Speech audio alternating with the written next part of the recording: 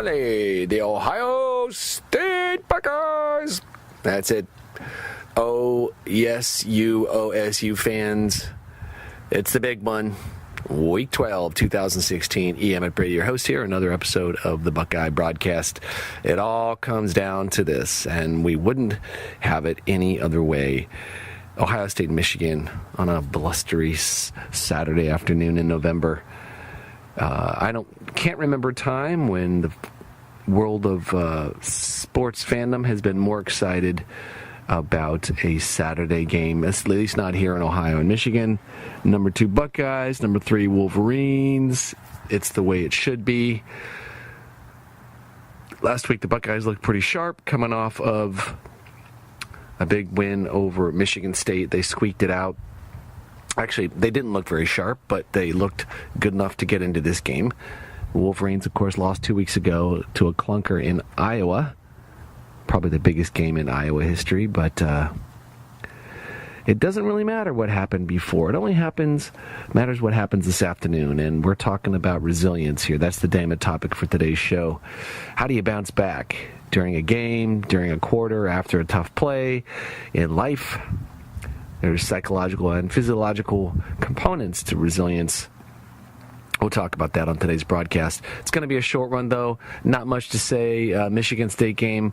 Bucks looked sharp at times. Michigan State has a pretty pathetic offense, but for some reason, I don't know why the Bucks do this against Michigan State. They kept them in the game. They let them have opportunities where there shouldn't have been. The Buckeyes defense clamped down most of the game. Michigan State could barely move the ball, but Michigan State's defense played out of their minds. Even though Mike Weber wound up with over 100 yards and JT Barrett had an okay passing day, they were not converting on the important plays. And, it came down to, as many people might know, it came down to the last-minute decision by Coach Mike D'Antonio of Michigan State to try and score 2 points as opposed to tying the game, which, as a sports fan, I give him mad props for that. It would seem to me that is what a coach is to do, especially when it's a home game, and you got nothing to lose and everything to gain. Go for the jugular, as they say. The play they called, wasn't real sure about that, but I believe that if I were in the same situation, I would probably have done the same thing. They called that ballsy fourth quarter fake punt too. It always drives me nuts in big situations when a team has nothing to lose, when a fake punt gets pulled off like that. That's a coaching thing. That's just not getting your players focused on what's going on. And they're looking ahead of the play right in front of them. And that's part of the idea of resilience. Resilience is staying focused on the small tasks in order to have metrics, accomplishable goals, and see results. That's part of the physiology of resilience, So the other point was JT Barrett. Well, actually, the defense looked real good, but I don't think it was much of a test. I think they're going to have a much bigger test this week against Michigan, obviously. Of course, Michigan, we won't talk about Michigan yet. But Michigan State's quarterback Tyler O'Connor just has had the senior year from hell, just could not turn the corner. He had his receiving core was okay, but he threw 3 interceptions, and that's really what made the difference in the game. And nobody on either side looked super stellar. Raekwon McMillan made some great plays on defense. Curtis Samuel, of course, was a big X factor early in the game, but once again, the Bucks did not get the ball to him enough later in the game, and that just can't happen today. So, number 2.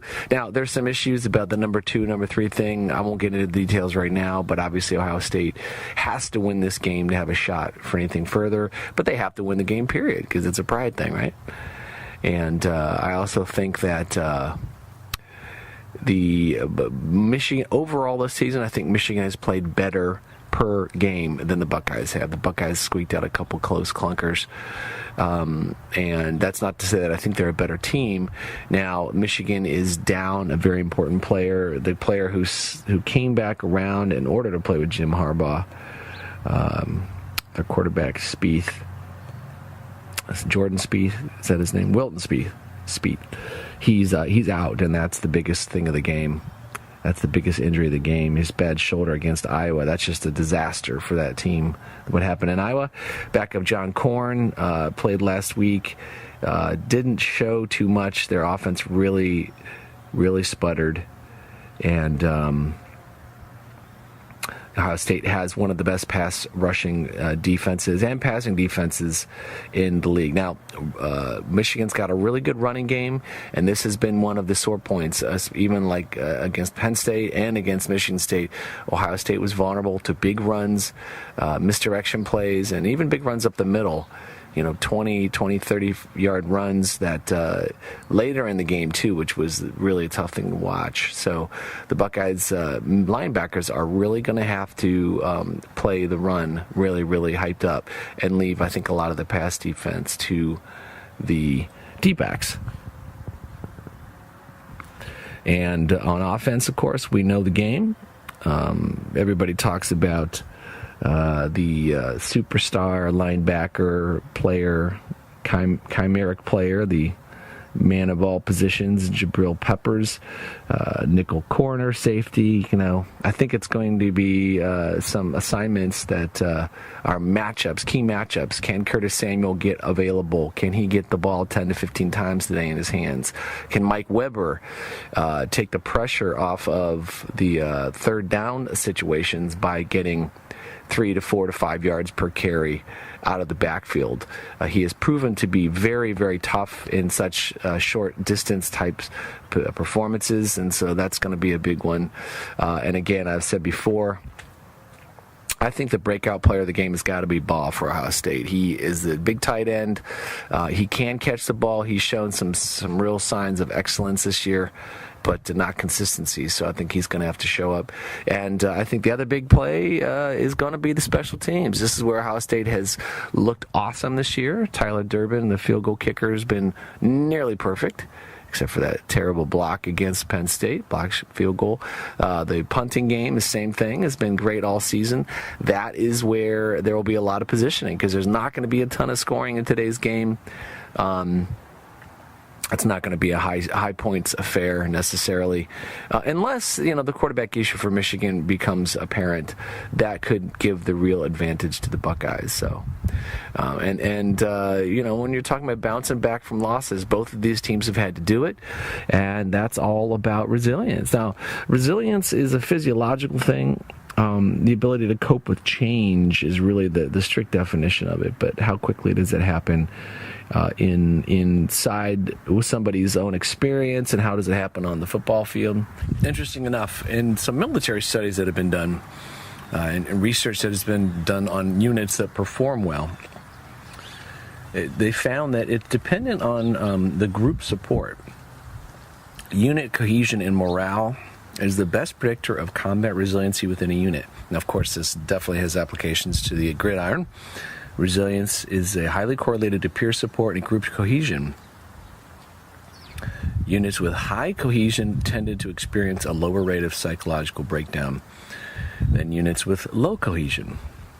And it also enhanced adaptive stress reactions. So this is really where good leadership, good team focus can help pull a team through some tough times and tough spots. And this is really where also, of course, the fact that the game's in the horseshoe is going to have a really big impact on the game. Obviously, adversity and stress can come in a lot of different ways. And one common misapprehension is that resilient people are free from negative thoughts or emotions. It's actually just the opposite, that they are very pragmatic and realistic, and they develop coping techniques that allow them to deal effectively with the changes and through crisis. And this is basically the essence of good coaching. That's why I picked resilience as the theme of today's broadcast, because I think this is where both Harbaugh and Urban Meyer are extraordinary. And I would think that Harbaugh has amped it up for today's game. He really got his ass kicked last year. 42-13, I think, was the final score. And that was not how he wanted to start his tenure at Michigan. But Urban Meyer, of course, has dealt with this adversity before. Almost every year for the past few years, it seems the Buckeyes have dropped one game, and then he's had to get the team regrouped. Looking for that perfect season. I think what he has is the experience that a 1 or 2 loss season is not the end of a great season, even in the national championship scope. And that's exactly what is being played out today. Now, of course, we know this weird situation with Penn State maybe winning the East and the Big Ten, and then Ohio State still finishing in the top 4. That's really how it has to go. If Michigan wins, if Ohio State wins today, and Penn State wins as well, Penn State might win the Big Ten championship. Well, at least get to play for it, but that doesn't mean that they're gonna necessarily they will probably leapfrog into the top 4, but that doesn't necessarily displace the Buckeyes at anything. I think the sports pollsters know that the Buckeyes are such a big draw, they're going to stay in the top 4. So the other part of resiliency is the ability to physically respond to that, and this is where during today's game there are going to be so many ups and downs that the coaches on either sideline are really going to have to bring these young kids to the front, to stay focused on the game, stay focused on small tasks. That's really where this game is going to come in. Each side has big playmakers, but the other part is the offensive and defensive lines. It's going to be a lot of rivalry, a lot of hard hits. One of the interesting things about Michigan and Ohio schools is that they take players from other states, and that makes a big difference in these rivalry games. It's in the Columbus Horseshoe, so that's a big edge. And Michigan has proven. Actually, Michigan has not had the proof that they were too resilient this year. They've really dominated most of their games, and with Speed down as quarterback, that's really where it's going to show up on the Michigan sideline as well. So, I'm going to keep it short for this one. It's rather get ready to have a good game, and here's the prediction. We're going to go with Ohio State 23 and Michigan 17. Ohio State 23, Michigan 17. There's the prediction, and looking forward to it. It's going to be a great day to be a fan of the Scarlet and Gray. No matter what happens, it's been a great season, and I'm glad we could tune in. We could create these podcasts for you, but also I'm glad everybody could pay attention to the excellence that's been shown both on the field and off-field by the Ohio State team this year. I guess this is the year where the game where all the big players will show up, and the little things will make a big difference as well. There'll be a lot of turnovers. There'll be a lot of almost scores. I think there's going to be a lot of big plays downfield, but also it's going to be at that line of scrimmage is where it's all going to take place. 23-17, Ohio State leads to victory. All right. That's it. Have a great day. Go Buckeyes.